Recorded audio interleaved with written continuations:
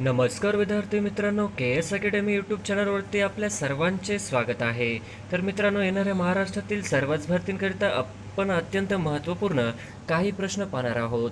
तर मित्रांनो, व्हिडिओ शेवटपर्यंत बघायचा आहे आणि व्हिडिओ आवडल्यास व्हिडिओला लाईक आणि चॅनलला सबस्क्राईब करायचं आहे. का तर मित्रांनो, तुम्हाला असेच महत्त्वपूर्ण व्हिडिओ नक्कीच पाहायला मिळतील. तर मित्रांनो, व्हिडिओला सुरुवात करूया. प्रश्न क्रमांक पहिला, red Cliff line dash dash आणि डॅश डॅश या दोन देशातील सरहद दर्शवतो. Red Cliff line dash dash व डॅश डॅश या दोन देशातील सरहद दर्शवतो. तर ऑप्शन क्रमांक एक, भारत व पाकिस्तान या दोन देशातील सरहद दर्शवतो. हे आपले करेक्ट आन्सर होईल. प्रश्न क्रमांक दुसरा, जागतिक सांकेतानुसार पृथ्वीवरील तारीख व वारातील बदल डॅश डॅश रेखावृत्तावर होतो. जागतिक संकेतानुसार पृथ्वीवरील तारीख व वारातील बदल डॅश डॅश रेखावृत्तावर होतो. तर ऑप्शन क्रमांक 2 180 अंश रेखावृत्तावर होतो.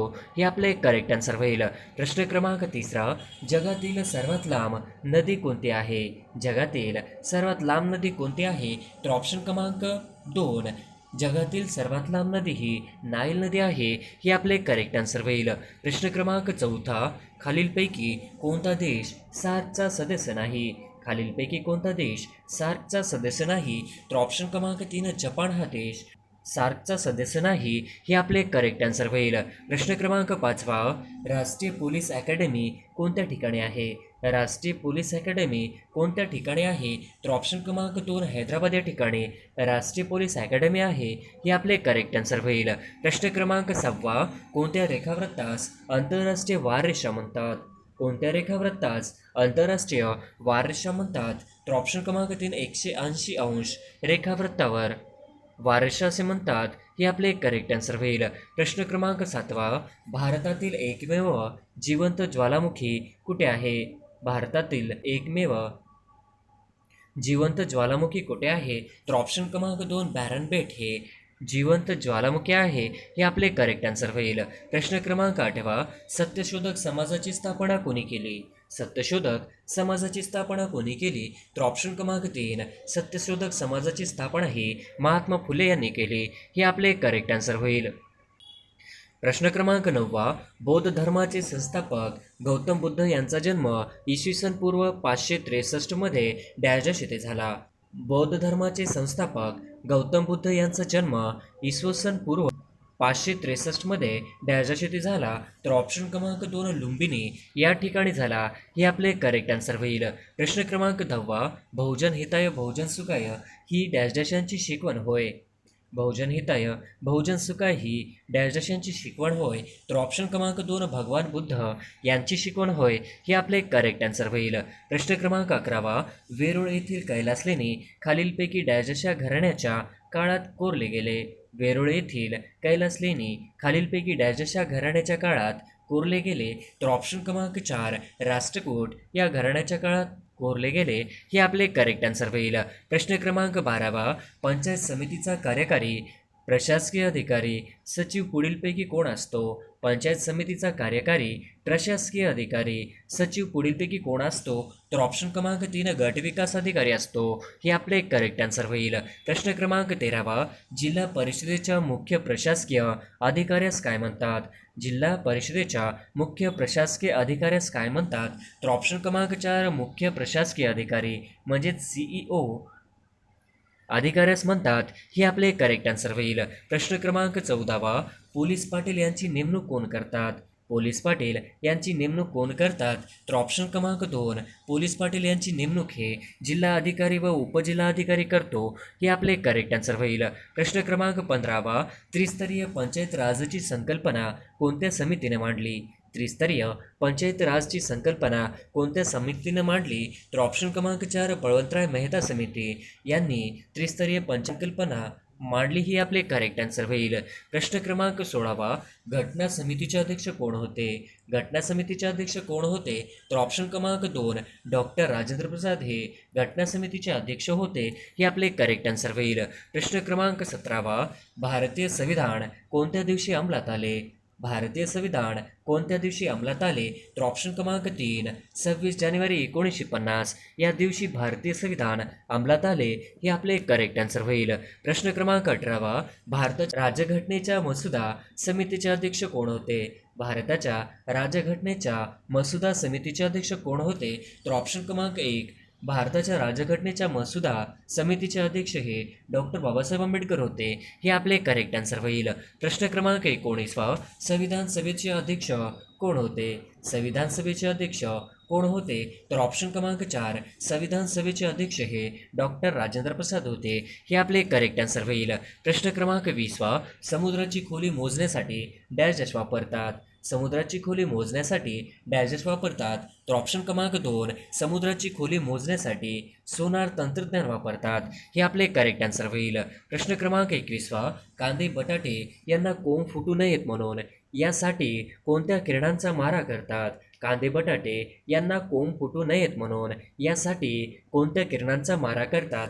तर ऑप्शन क्रमांक 3 गामा किरणांचा मारा करतात. हे आपले करेक्ट आन्सर होईल. प्रश्न क्रमांक 22 योग्य रक्तदाता म्हणून ओळखला जाणारा रक्तगट कोणता? सर्वयोग्य दाता म्हणून ओळखला जाणारा रक्तगट कोणता? तर ऑप्शन क्रमांक 1 ओ हे आपले करेक्ट आन्सर होईल. प्रश्न क्रमांक 23 अनैच्छिक बेकारी म्हणजेच डॅश डॅश बेकारी होय. अनैच्छिक बेकारी म्हणजेच डॅश डॅश बेकारी होय. तर ऑप्शन क्रमांक 4 अनैच्छिक बेकारी म्हणजेच खुली बेकारी होय. हे आपले करेक्ट आन्सर होईल. प्रश्न क्रमांक 24 खालीलपैकी कोणत्या वर्षी रिझर्व्ह बँकेचे राष्ट्रीयकरण करण्यात आले? खालीलपैकी कोणत्या वर्षी रिझर्व्ह बँकेचे राष्ट्रीयकरण करण्यात आले? तर ऑप्शन क्रमांक 1 1949 या वर्षी रिझर्व्ह बँकेचे राष्ट्रीयकरण करण्यात आले. हे आपले करेक्ट आन्सर होईल. प्रश्न क्रमांक 25 रिझर्व्ह बँक ऑफ इंडियाचे मुख्यालय कुठे आहे? रिझर्व्ह बँक ऑफ इंडियाचे मुख्यालय कुठे आहे? तर ऑप्शन क्रमांक 2 रिझर्व्ह बँक ऑफ इंडियाचे मुख्यालय हे मुंबई या ठिकाणी आहे. हे आपले करेक्ट आन्सर होईल. प्रश्न क्रमांक 26 रेड क्रॉस या संस्थेचे मुख्यालय कुठे आहे? रेड क्रॉस या संस्थेचे मुख्यालय कुठे आहे? तर ऑप्शन क्रमांक 2 जिनिव्हा या ठिकाणी रेड क्रॉस या संस्थेचे मुख्यालय आहे. हे आपले करेक्ट आन्सर होईल. प्रश्न क्रमांक 27 GST मध्ये यस कशासाठी आहे? GST मध्ये यस कशासाठी आहे? तर ऑप्शन क्रमांक 3 सेवासाठी आहे. हे आपले करेक्ट आन्सर होईल. प्रश्न क्रमांक 28 सुवर्ण क्रांतीचा संबंध गोल्डन रेव्होल्यूशन डॅश आहे. सुवर्ण क्रांतीचा संबंध गोल्डन रेव्होल्यूशन डॅश आहे. तर ऑप्शन क्रमांक 3 मधुमक्षिका पालन शी संबंधित आहे. हे आपले करेक्ट आन्सर होईल. प्रश्न क्रमांक 29 विमानाचा शोध खालीलपैकी कोणी लावला? विमानाचा शोध खालीलपैकी कोणी लावला? तर ऑप्शन क्रमांक 3 विमानाचा शोध हा राईट बंधू या शास्त्रज्ञाने लावला. हे आपले करेक्ट आन्सर होईल. प्रश्न क्रमांक 30 भारताचे मध्यवर्ती बँक कोणती? भारताचे मध्यवर्ती बँक कोणती? तर ऑप्शन क्रमांक 3 RBI ही भारताची मध्यवर्ती बँक आहे. हे आपले करेक्ट आन्सर होईल. 1848 साली पुण्यात मुलींची पहिली शाळा कोणी काढली? 1848 साली पुण्यात मुलींची पहिली शाळा कोणी काढली? तर ऑप्शन क्रमांक 1 महात्मा फुले. हे आपले करेक्ट आन्सर होईल. प्रश्न क्रमांक 32 डॉक्टर बाबासाहेब आंबेडकर यांनी चौदार तळ्याचे सत्याग्रह कोठे केला? डॉक्टर बाबासाहेब आंबेडकर यांनी चौदार तळ्याचे सत्याग्रह कुठे केला? तर ऑप्शन क्रमांक 1 महाड या ठिकाणी डॉक्टर बाबासाहेब आंबेडकर यांनी चौदार तळ्याचे सत्याग्रह केला. हे आपले करेक्ट आन्सर होईल. प्रश्न क्रमांक 33 महात्मा ज्योतिबा फुले यांचा जन्म इसवी सन 11 एप्रिल 1827 रोजी डॅश येथे झाला. महात्मा ज्योतिबा फुले यांचा जन्म इसवी सन 11 एप्रिल 1827 रोजी डॅश येथे झाला. तर ऑप्शन क्रमांक 4 पुणे येथे झाला. हे आपले करेक्ट आन्सर होईल. प्रश्न क्रमांक 34 जागतिक पर्यावरण दिन कोणत्या दिवशी साजरा करण्यात येतो? जागतिक पर्यावरण दिन कोणत्या दिवशी साजरा करण्यात येतो? तर ऑप्शन क्रमांक 2 5 जून या दिवशी जागतिक पर्यावरण दिन म्हणून साजरा करण्यात येतो. हे आपले करेक्ट आन्सर होईल. प्रश्न क्रमांक 35 जागतिक चिमणी दिवस कोणता? जागतिक चिमणी दिवस कोणता? तर ऑप्शन क्रमांक 2 20 मार्च हा जागतिक चिमणी दिवस म्हणून पाळला जातो, साजरा केला जातो. हे आपले करेक्ट आन्सर होईल. प्रश्न क्रमांक 36 कोणाचा जन्म दिवस मराठी भाषा दिवस म्हणून साजरा केला जातो? कोणाचा जन्मदिवस मराठी भाषा दिवस म्हणून साजरा केला जातो? तर ऑप्शन क्रमांक 2 कुसुमाग्रज यांचा जन्म मराठी भाषा दिवस म्हणून साजरा केला जातो हे आपले करेक्ट आन्सर होईल. प्रश्न क्रमांक 37 डॅशस हा दिवस आंतरराष्ट्रीय महिला दिन म्हणून घोषित केला जातो. डॅशस हा दिवस आंतरराष्ट्रीय महिला दिन म्हणून घोषित केला जातो. तर ऑप्शन क्रमांक 1 8 मार्च हा दिवस आंतरराष्ट्रीय महिला दिन म्हणून घोषित केला जातो हे आपले करेक्ट आन्सर होईल.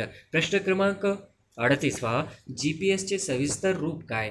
GPS चे सविस्तर रूप काय? तर ऑप्शन क्रमांक 3 GPS चे सविस्तर रूप म्हणजेच ग्लोबल पोझिशनिंग सिस्टीम हे आपले करेक्ट आन्सर होईल.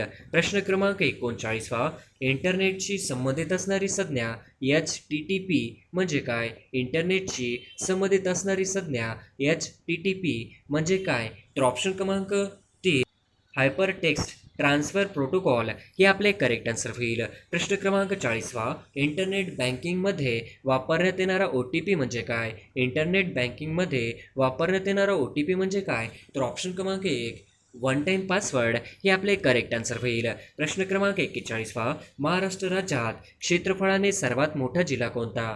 महाराष्ट्र राज्यात क्षेत्रफळाने सर्वात मोठा जिल्हा कोणता? तर ऑप्शन क्रमांक 1 अहमदनगर हा महाराष्ट्र राज्यामध्ये क्षेत्रफळाने सर्वात मोठा असणारा जिल्हा आहे हे आपले करेक्ट आन्सर होईल. प्रश्न क्रमांक 42 आगा खान पॅलेस येथे कस्तुरबाचा मृत्यू झाला. हा आगा खान पॅलेस महाराष्ट्रात डॅश येथे आहे. आगा खान पॅलेस येथे कस्तुरबाचा मृत्यू झाला. हा आगा खान पॅलेस महाराष्ट्रात डॅश येथे आहे. तर ऑप्शन क्रमांक 1 पुणे येथे आहे हे आपले करेक्ट आन्सर होईल. प्रश्न क्रमांक 43 डॉक्टर बाबासाहेब आंबेडकर विमानतळ कुठे आहे? डॉक्टर बाबासाहेब आंबेडकर विमानतळ कुठे आहे? तर ऑप्शन क्रमांक 4 डॉक्टर बाबासाहेब आंबेडकर यांचे विमानतळ नागपूर या ठिकाणी आहे हे आपले करेक्ट आन्सर होईल. प्रश्न क्रमांक 44 नागपूर या प्रशासकीय विभागात किती जिल्हे आहेत? नागपूर या प्रशासकीय विभागात किती जिल्हे आहेत? तर ऑप्शन क्रमांक 3 6 हे आपले करेक्ट आन्सर होईल. प्रश्न क्रमांक 45 म्हैसमाळ हे थंड हवेचे ठिकाण कोणत्या जिल्ह्यात आहे? म्हैसमाळ हे थंड हवेचे ठिकाण कोणत्या जिल्ह्यात आहे? तर ऑप्शन क्रमांक 1 औरंगाबाद या ठिकाणी म्हैसमाळ हे थंड हवेचे ठिकाण आहे हे आपले करेक्ट आन्सर होईल. प्रश्न क्रमांक 46 मिहान हा महाप्रकल्प महाराष्ट्रात कोठे आकारास येत आहे? मिहान हा महाप्रकल्प महाराष्ट्रात कोठे आकारास येत आहे? तर ऑप्शन क्रमांक 3 नागपूर या ठिकाणी मिहान हा महाप्रकल्प महाराष्ट्रात आकारास येत आहे हे आपले करेक्ट आन्सर होईल. प्रश्न क्रमांक 47 स्वतंत्र भारताचे पहिले वैयक्तिक ऑलिम्पिक पदक मिळवणारी व्यक्ती कोण? स्वतंत्र भारताचे पहिले वैयक्तिक ऑलिम्पिक पदक मिळवणारी व्यक्ती कोण? तर ऑप्शन क्रमांक 1 खाबाशा जाधव हे आपले करेक्ट आन्सर होईल. प्रश्न क्रमांक 48 खालीलपैकी भारताचा सर्वोच्च क्रीडा पुरस्कार कोणता? खालीलपैकी भारताचा सर्वोच्च क्रीडा पुरस्कार कोणता? तर ऑप्शन क्रमांक 3 राजीव गांधी खेलरत्न पुरस्कार हे आपले करेक्ट आन्सर होईल. प्रश्न क्रमांक 49 ऑस्कर पुरस्कार 2017 सर्वोत्कृष्ट चित्रपट कोणता? ऑस्कर पुरस्कार 2017 सर्वोत्कृष्ट चित्रपट कोणता? तर ऑप्शन क्रमांक 1 मूनलाईट हे आपले करेक्ट आन्सर होईल. प्रश्न क्रमांक 50 नुकत्याच झालेल्या प्रजासत्ताक दिनाच्या वेळी खालीलपैकी कोणत्या व्यक्तीला पद्मविभूषण पुरस्कार जाहीर करण्यात आला? नुकत्याच झालेल्या प्रजासत्ताक दिनाच्या वेळी खालीलपैकी कोणत्या व्यक्तीला पद्मविभूषण पुरस्कार जाहीर करण्यात आला? तर ऑप्शन क्रमांक 3 शरद पवार यांना प्रजासत्ताक दिनाच्या वेळी पद्मविभूषण पुरस्कार जाहीर करण्यात आला होता हे आपले करेक्ट आन्सर होईल.